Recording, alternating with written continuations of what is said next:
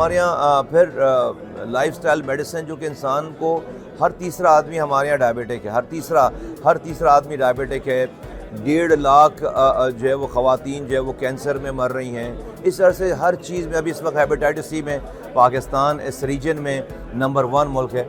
ये वो तमाम बीमारियां हैं जिसकी एहतियात के साथ, जिनको ना कि सिर्फ रोका जा सकता है बल्कि उसे रिवर्स किया जा सकता है। तो हमारी सारी जुस्तजू और हमारी कोशिश ये है कि बजाय इसके कि हम कॉस्मेटिक्स करें, हॉस्पिटल बनाएं, तस्वीरें खिंचवाएं और अगले दिन अखबारों में हेडलाइन लगे, हम इंसानों को, पाकिस्तानियों को मरीज़ बनने से बचाने की बात करें, हम उनको जो है वो बीमार पड़ने से बचाने की बात करें। इसके ऊपर सारी तवज्जो है इस वक्त की गवर्नमेंट की। एक हमारे यहाँ कॉन्सेप्ट और कल्चर नेगेटिव भी है कि हम कुछ चीज़ों को एक्सेप्ट नहीं करते, वैक्सीन नहीं लेते। पोलियो में हम दुनिया के 2 ममालिक रह गए, अफ़गानिस्तान और पाकिस्तान, जहाँ से पोलियो अभी तक ख़त्म नहीं हुआ।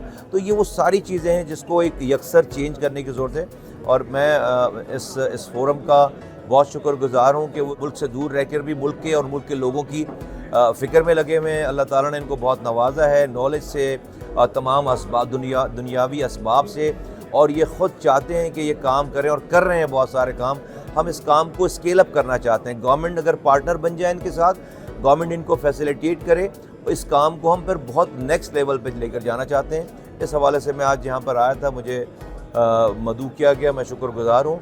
इंशाअल्लाह ताला मैं वफाकी हुकूमत की तरफ से, वज़ीर-ए-आज़म पाकिस्तान की तरफ से और मैं फेडरल गवर्नमेंट की तरफ से मैं आपको यकीन दिलाता हूँ कि पाकिस्तान में हेल्थ केयर सिस्टम को इम्प्रूव करने के लिए और नई जिद्दत के साथ जो है वो आम इंसानों की ज़िंदगी को और बेहतर बनाने के लिए हमें जो भी करना पड़ेगा हम उसको करेंगे।